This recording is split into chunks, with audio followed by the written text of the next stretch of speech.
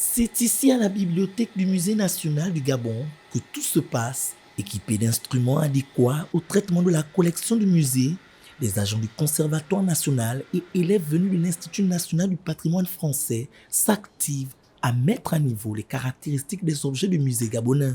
Pour la consultante en conservation préventive, 10 jours auraient suffi pour transmettre ses habitudes de travail. Alors en fait, la chaîne d'un chantier de collection, l'idée est de traiter l'ensemble de la collection d'un musée en mettant en fait à niveau toute la documentation, mais aussi l'état de conservation des collections pour que à la fin du chantier, on sache exactement combien on a d'objets, chaque objet soit parfaitement identifié et que son état de conservation soit connu et aussi ses besoins éventuels en restauration. Voici comment l'opération s'effectue. Les objets sont récupérés à l'intérieur du musée pour commencer leur cure au poste de dépoussiérage.